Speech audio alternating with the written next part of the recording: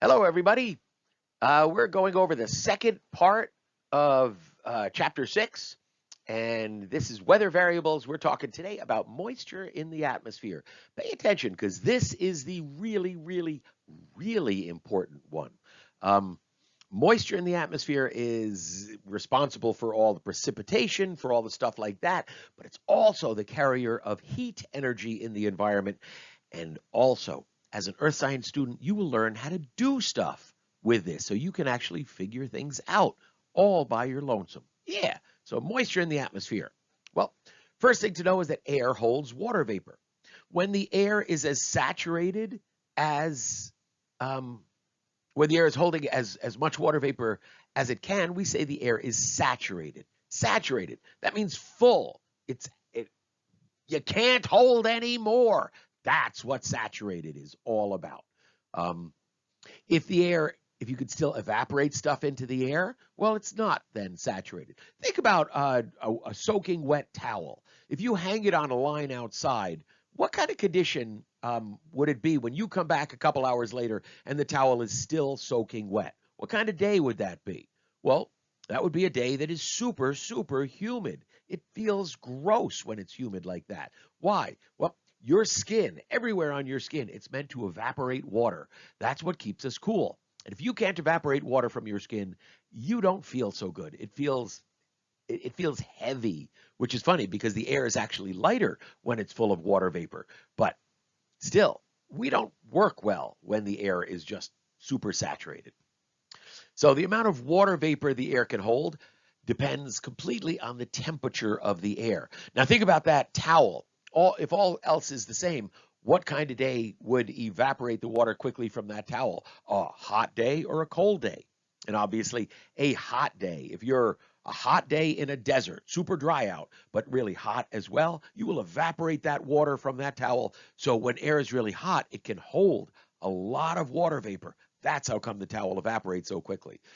If you're in a desert, really dry, but it's really cold out, it's going to take a long time to evaporate that towel because that air just does not hold as much water vapor, and you need a lot of heat energy to actually evaporate water anyway.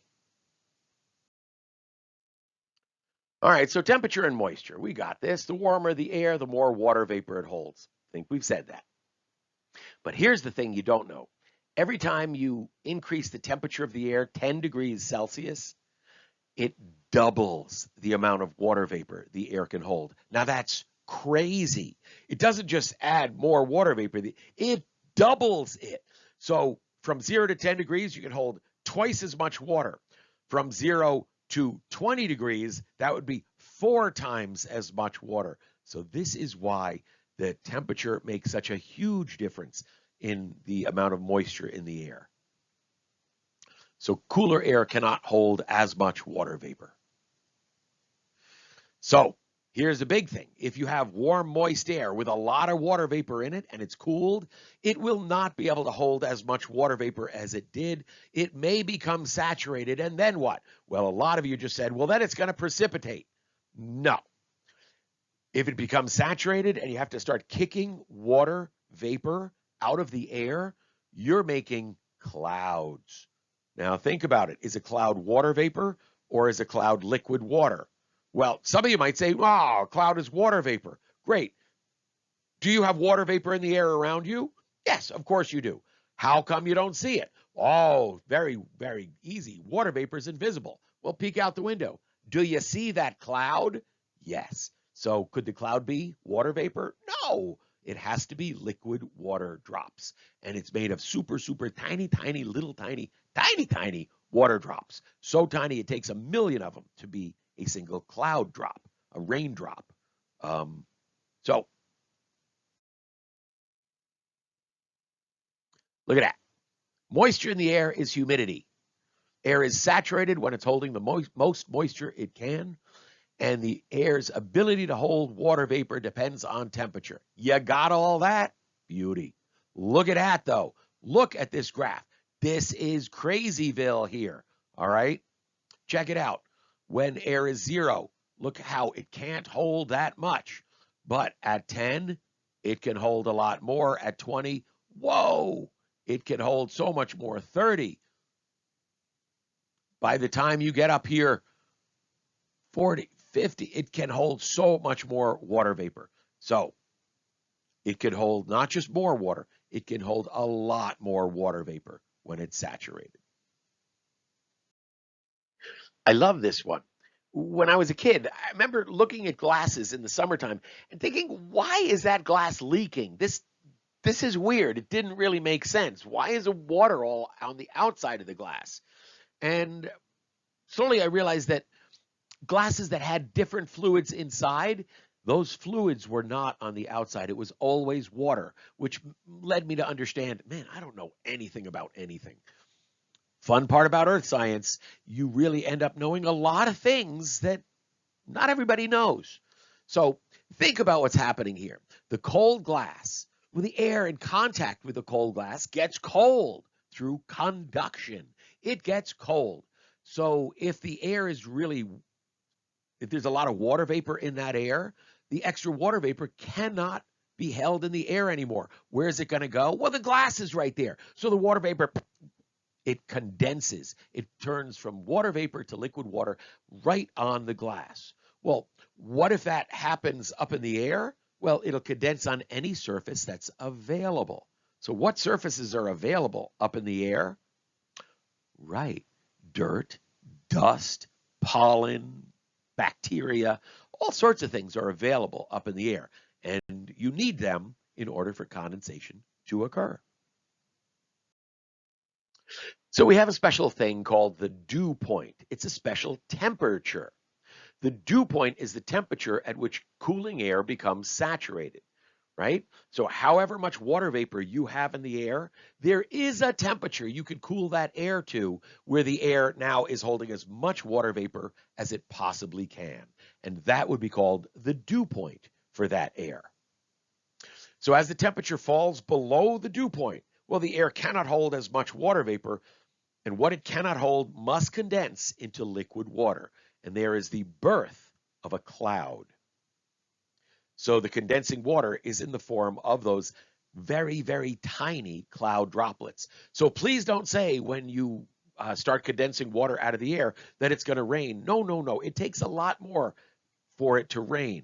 But cloud, yes. Now, you're putting those together correctly because rain does not fall when there's no clouds. So rain does, in fact, start with clouds. It just, there's a few additional steps you need to get rain to form. Check this picture out. Now, some of you see this on your windows regularly. If you have single pane windows, you get this all the time because the glass that is in contact with the warm, humid air inside the house is also in contact with the freezing cold air outside the house. So that warm, humid air, when it gets right next to the glass, what happens to it? It gets really cold. How cold? Well, below freezing.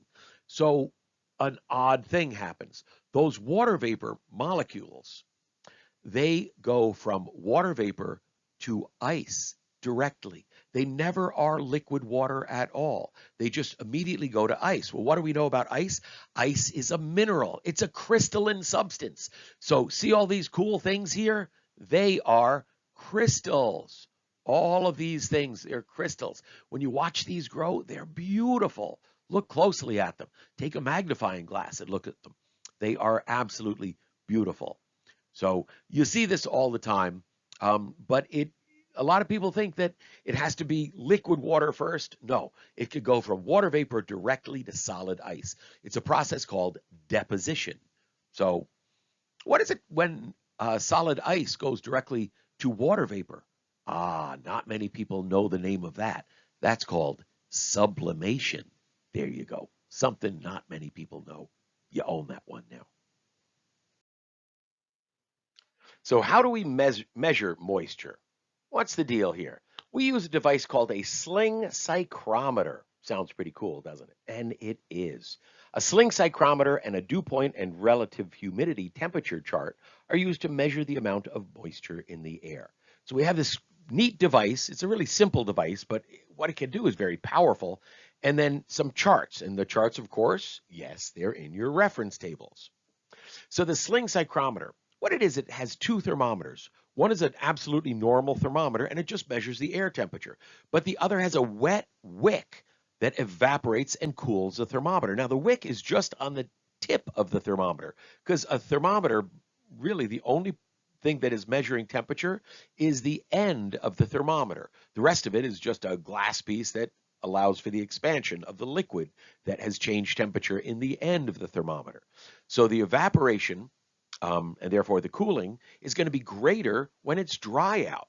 So let's look at a sling psychrometer. Why don't we?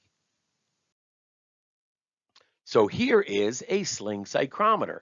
And if you notice, one is a normal thermometer, and this is a normal thermometer, but it has a wick on it.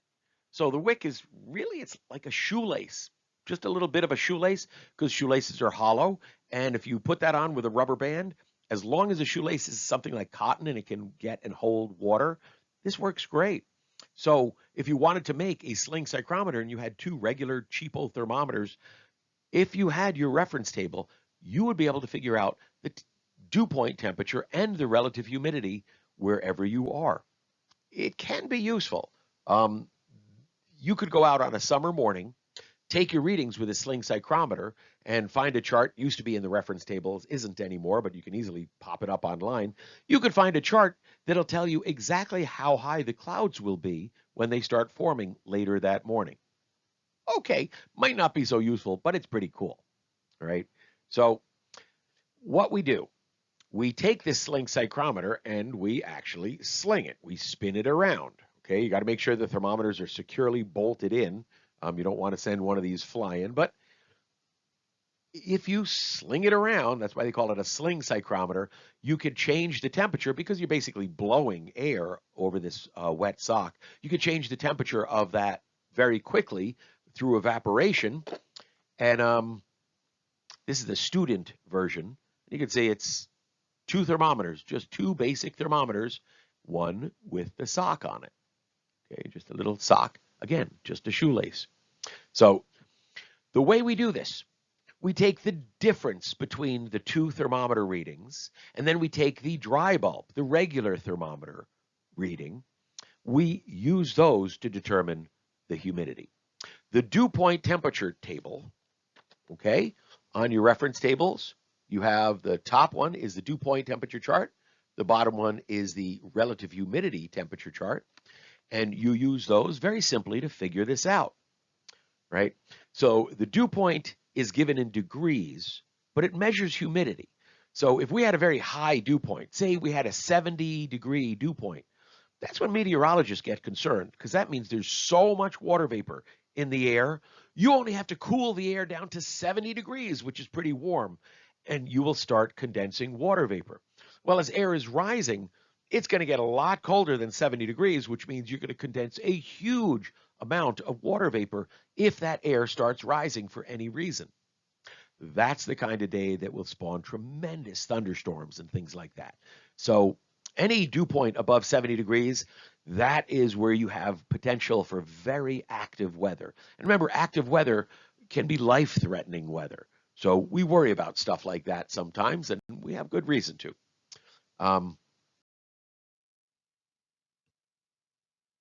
Relative humidity, right? Relative humidity is a measure of how much water vapor is in the air compared to how much the air can hold at any given temperature. I like to think of it as is over could be. Could be. Is how much is there over how much could be there. If you have 5 grams and the air could hold 10 grams, what's the relative humidity? That would be 50%. If you have 10 grams and the air can only hold 10 grams, what's the relative humidity? 100%. I think you're getting this, right? So let me just erase that so you can see the next thing here. All right. Well, so if the air has a relative humidity of 50%, it means the air has half the amount of water vapor that it could have. Kind of makes sense. So to use a sling psychrometer, you spin the sling psychrometer till the wet bulb stops decreasing. And generally you spin it for a couple minutes, stop, take a look at the wet bulb temperature. Now, tell me how I'm being stupid. I spun it, and now I'm holding the thermometer like this, and I'm reading it. And I say, okay, the wet bulb temperature is 10 degrees. Wait, it's 12 degrees. Wait, it's 14 degrees. What am I doing wrong? I'm holding the very place that the thermometer is measuring the temperature.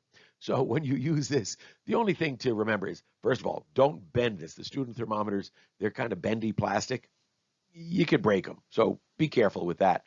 But aside from that, and don't spin it too fast. Relax a little bit. This is fine. Nice and gentle. But you spin it for a while, couple minutes, you stop without touching the bulb. You don't have to read the dry bulb temperature. It hasn't changed since you picked this up. It was already reading the correct temperature. But you now read the wet bulb temperature. Oh, you should probably have made the sock wet. That's going to help you. Okay, so you run it under a faucet. But you read the wet bulb temperature. All right, are you done? How would you know? So spin it for another 30 seconds. Do do do do do do do do do do do. Yeah, finish that song. Anyway, then you look at it again. Did it go down any? If it did, spin it for another 30 seconds. Check it. Did it go down more? As soon as it reads the same as it read 30 seconds ago, you're done. Now just read both temperatures. That's it. Don't touch the bulbs. Now, a real important thing on these tables, and this is a place you could get it wrong, so pay attention. You paying attention? Hey, look at me. Thank you. All right. On the side of the table, it says the dry bulb temperature. So these are all the dry bulb temperatures. Well, that's pretty easy, isn't it? Which bulb do you read for that? The wet one or the dry one? Exactly. This is easy. But here's where you can mess it up. Look at the top. Can you say? It says the difference between the wet bulb and the dry bulb temperature. They don't want to know the wet bulb temperature. That's not going to help you. You want to know what's called the wet bulb depression. In other words, how many degrees did the wet bulb go down in temperature? That is what you're reading across the top. So you're reading that across the top, dry bulb across the side. Look where those two things meet. That is both the dew point and, to go down to the lower chart, the relative humidity. So there's those handy dandy charts. And let's see that important point again. All right, so dew point, you want the difference between the wet and the dry bulb temperatures. That's what these are. The dry bulb temperatures are over here. Notice there's negative temperatures, positive temperatures, even zero. Okay, so what if it's at 0 and the wet bulb temperature is also at 0? Oh my goodness, right? The difference between them is 0. It means you're already at the dew point temperature. In other words, it didn't cool at all when you spun it, which means you must already be at the dew point temperature. And let's just furthermore check that out. If it was 0 and you didn't lose anything in spinning it, so your difference is 0, your percentage is 100%. That makes sense, doesn't it? So these tables are found in your Earth Science reference tables. They are wonderfully easy to work, but of course, we're going to ask you questions to challenge, do you really understand how to use them? So what is the relative humidity if the dry bulb temperature is 26 degrees Celsius and the wet bulb temperature is 22 degrees Celsius? So what do I do here? Let's see.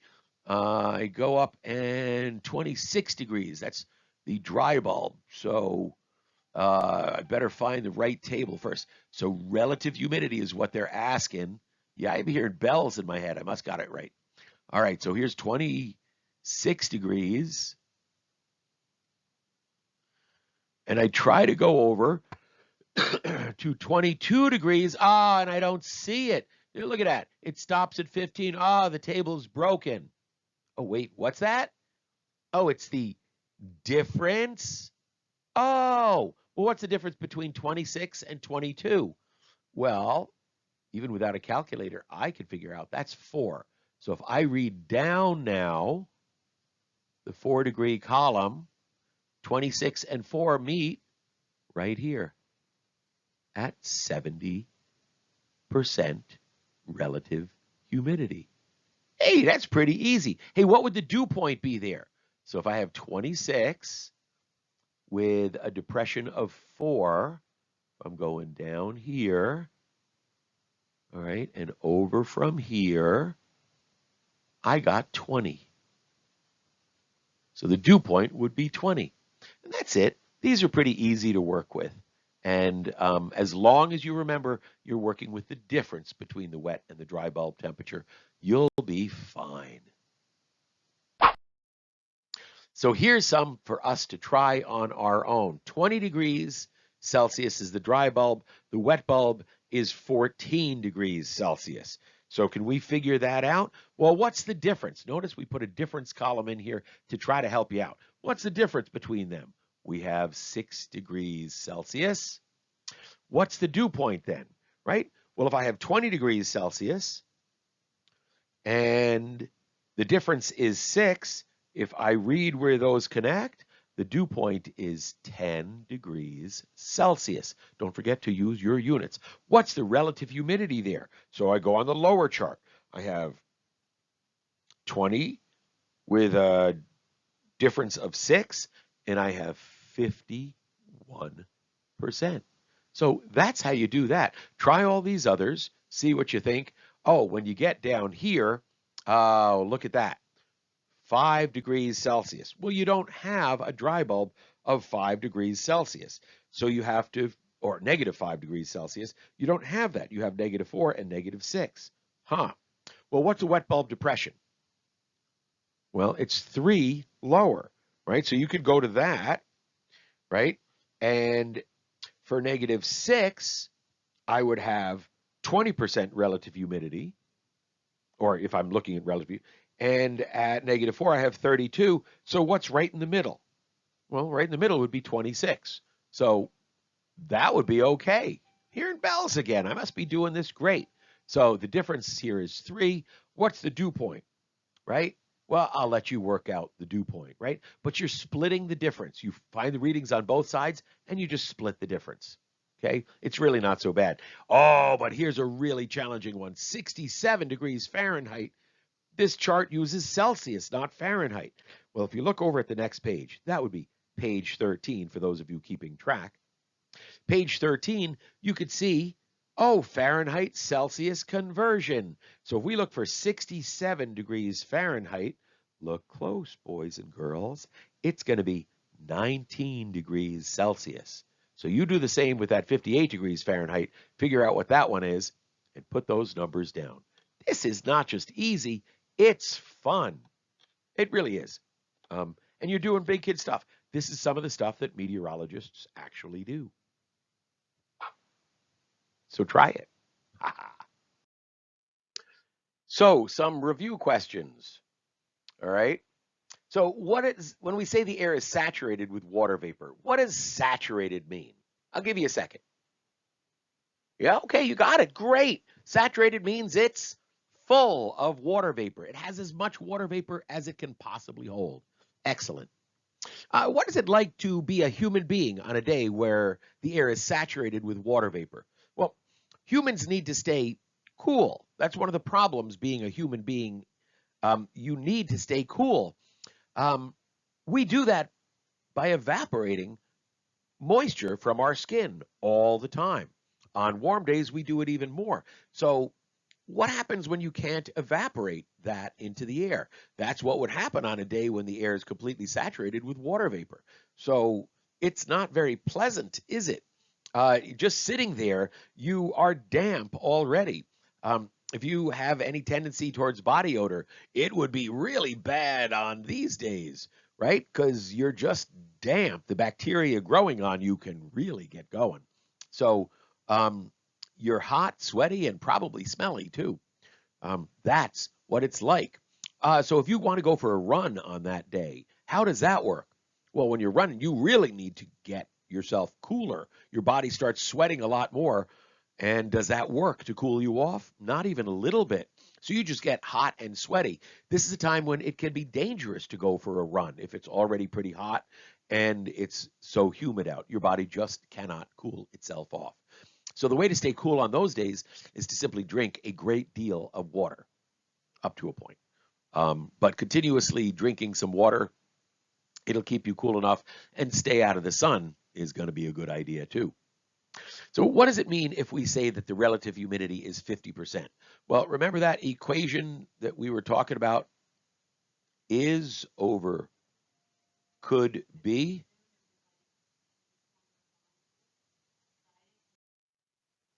So is over could be. Is, well, over could be. That means whatever amount of water vapor you have in the air, you can hold twice as much. So as a human being, that feels sort of nice on those days. You're able to evaporate all the time, and it's not so dry it kind of hurts your skin. So kind of pleasant. So what's the relative humidity if the air could hold 10 grams of water vapor, but only has 3 grams in it? Well, let's try that again, shall we? So is over could be. Could be is 10 grams. Is 3 grams. Well, if you look at that, you see it right away, don't you? That's 30% relative humidity. So nice. We better erase that. What two things can you determine with a sling psychrometer, with our handy dandy sling psychrometer? Well, one of the things you can determine, and that's actually then would be three things. You can determine the dry bulb temperature, the actual temperature of the air. Does anybody really care what the wet bulb temperature is? Nope. The wet bulb temperature is not useful for anything except determining the two things that you can determine with this cool sling psychrometer. And what are the two things? Well, they're right on your reference tables. The dew point temperature and the relative humidity. So the dew point actually measures how much water vapor is in the air actually, and the relative humidity measures really how it feels, how full the air feels like it is. Can you define dew point? I'm waiting. Dew point, the temperature at which the air is fully saturated. Excellent. The temperature where the air has as much water vapor in it as it possibly can hold. Think about this. It's a summer day. It's really humid out, about as humid as it can get, 100% relative humidity. And the sun is going down and the sky is clear. Now the ground radiates heat to space, called terrestrial radiation. The ground radiates scads of heat to space. What's going to happen? If the ground is radiating heat to space, the ground is going to cool off. The air contacting the ground through conduction is also going to cool off. And if the air was as full as could be of water vapor, what's immediately going to happen in that air? Fog is going to form. So if you're looking, you can see it form. If it's 100% relative humidity, just as soon as that sun goes down, right on the ground, you're going to see some fog form. Now, before earth science, that might have looked spooky to you almost. But when you know some earth science, things that look spooky just turn into things that are really interesting. And how very interesting if you could sit there and say, hey, fog is going to form there within just a couple of minutes. And then it does. Yeah, earth science gives you some power. It's pretty cool. So what effect does temperature have on air's ability to hold water vapor? It has a pretty profound effect, doesn't it? If you increase the temperature by 10 degrees Celsius, how much more water vapor can it hold? Twice as much. If you increase it by 20 degrees Celsius, whoa, now it doubles that again. It can hold 4 times as much. What if you increase it by 30 degrees Celsius? It can hold 8 times as much. What if you increase it 40 degrees? I don't have enough fingers. I'll have to go get Mr. Clark to get extra fingers, but that would be 16 times as much. And I'm not going to take my shoes and socks off. So, Jill, you'll just have to work with me on that. So what happens to water vapor when warm, moist air cools? Well, it gets to its dew point, and can it still hold that water vapor? No. So it kicks that water vapor out. And what does that water vapor become? Does it become rain, Please, please, please don't say it rains. No, no, no. It doesn't become rain. It becomes a cloud, or on the ground, fog, right? But rain is a much more complicated process. We'll get to that later.